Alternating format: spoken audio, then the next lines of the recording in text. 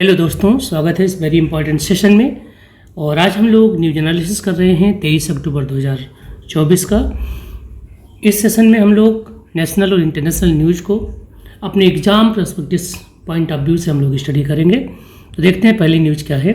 Police स्मृति दिवस 2024, भारतीय police स्मृति दिवस 2024, इससे पुलिस शहीद दिवस भी कहा जाता है, हर साल 21 अक्टूबर को मनाया जाता है। ये दिन उन वीर पुलिसकर्मियों को श्रद्धांजलि देने के लिए समर्पित है जिन्होंने देश की सुरक्षा और शांति बनाए रखने के लिए अपने प्राणों की आहुति दी।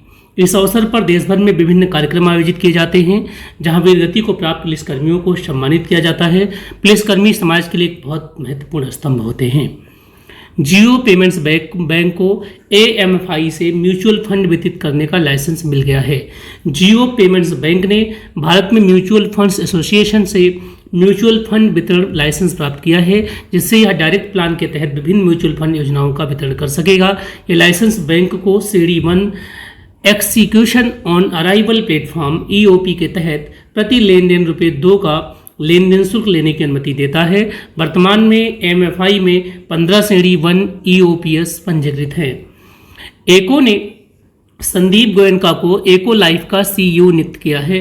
एको ने संदीप गोयनका को अपने नए जीवन बीमा प्रभाग एको लाइफ का CEO नियुक्त किया है। संदीप ने D2C जीवन बीमा व्यवसाय की स्थापना में महत्वपूर्ण भूमिका निभाई है और जीवन, स्वास्थ्य, सामान्य बीमा और परामर्श में 2 दशकों का अनुभव रखते हैं।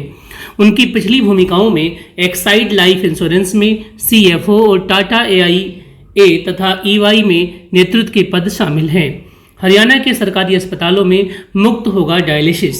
हरियाणा के मुख्यमंत्री नायाब सिंह सैनी ने अपने पहले चुनावी वादों को पूरा करते हुए राज्य के सभी सरकारी अस्पतालों में गंभीर किडनी रोगियों के लिए मुफ्त डायलिसिस की सुविधा की घोषणा की है। उन्होंने बताया है कि डायलिसिस पर हर महीने 20,000 से 25,000 रुपये का खर्च आता है, लेकिन अब ये खर्च हरियाणा सरकार उठाएगी। इस फैसले पर उन्होंने पदभार संभालने के तुरंत बाद हस्ताक्षर किए हैं। मोहन जी को प्रतिष्ठित 2024 मानवतावादी पुरस्कार मिला है। 19 सितंबर 2024 को जोहान्सबर्ग, साउथ अफ्रीका में वैश्विक मानवीय नेता मोहन जी को 9वें कॉन्शियस कंपनीज अवार्ड्स में उनके वैश्विक योगदान के लिए सम्मानित किया गया है।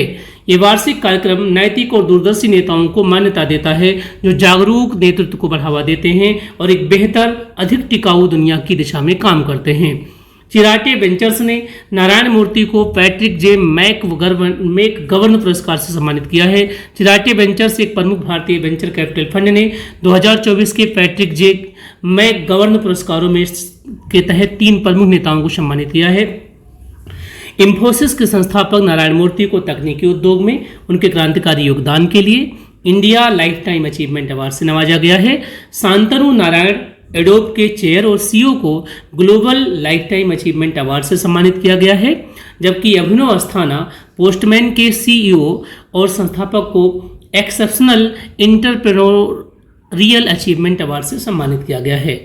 भारत और कोलंबिया ने ऑडियो विजुअल सह निर्माण समझौते पर हस्ताक्षर किए हैं।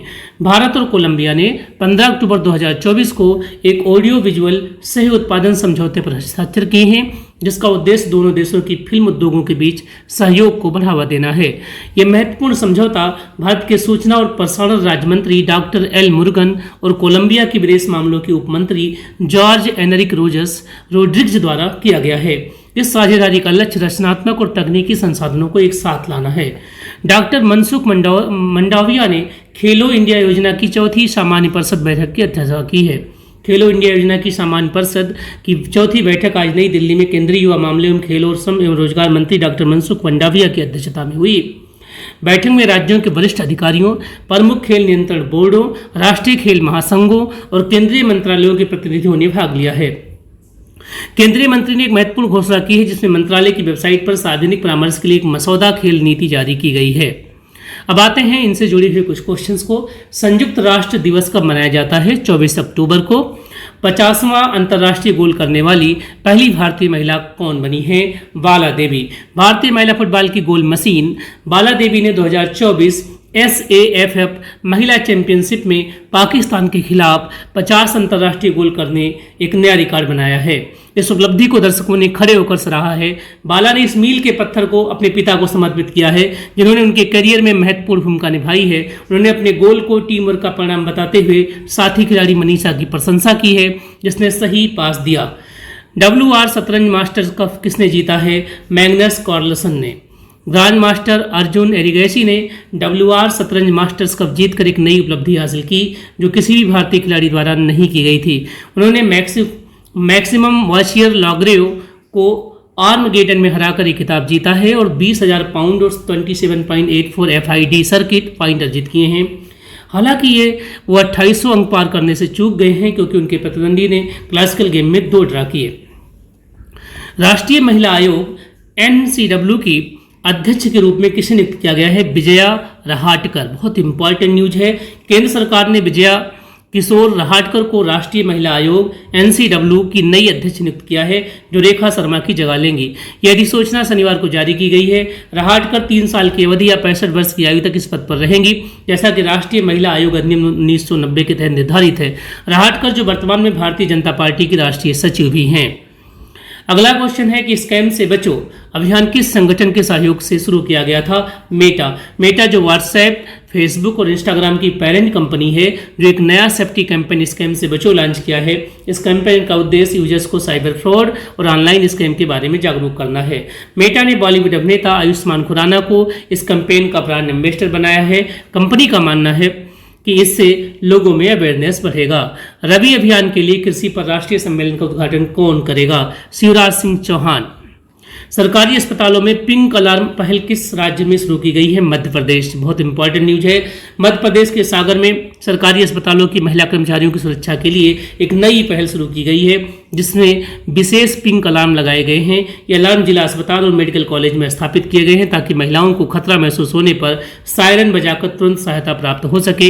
ये पहल जिला कलेक्टर संदीप माकिन की योजना है। लाइट हाउस टूरिज्म कॉन्क्लेव 2024 कहाँ आयोजित किया गया था? पुरी में। अब इन्हीं क्वेश्चंस को हम ऑनलाइनर के फॉर्म में देखेंगे कि संयुक्त राष्ट्र दिवस कब मनाया जाता है? 24 अक्टूबर को। 50वीं अंतर्राष्ट्रीय गोल करने वाली भारत की पहली गोल मशीन कौन बनी? बाला देवी। WR शतरंज मास्टर कप किसने जीता है? मैग्नस कार्लसन ने। राष्ट्रीय महिला आयोग के अध्यक्ष के रूप में किसे नियुक्त किया गया? विजया रहाटकर को। स्कैम से बचो अभियान किस संगठन के सहयोग से शुरू किया गया है? मेटा, जो कि फेसबुक, व्हाट्सएप, इंस्टाग्राम की पेरेंट कंपनी है। रबी अभियान के लिए कृषि पर राष्ट्रीय सम्मेलन का उद्घाटन कौन करेगा? शिवराज सिंह चौहान। सरकारी अस्पतालों में पिंक अलार्म पहल किस राज्य में शुरू की गई है? Madhya Pradesh. Light house tourism conclave 2024 कहाँ आयोजित किया गया था? पुरी। चिकित्सा आपूर्ति के रूप में मानवीय सहायता भारत ने किस देश को भेजी है? लेबनान। भूटान के ऊर्जा और प्राकृतिक संसाधन मंत्री और भारत के बिजली मंत्री के बीच हुई बैठक में चर्चा की गई जल विद्युत परियोजना का नाम क्या है? पूना 1 जल विद्युत परियोजना। तो ये रहा कंप्लीट न्यूज। उम्मीद है कि ये सेशन आपके लिए यूजफुल साबित होगा। अगर ये वीडियो आपको अच्छा लगा हो तो प्लीज़ लोगों तक इसे शेयर करिए, लाइक करिए और सब्सक्राइब करिए। Thank you so much.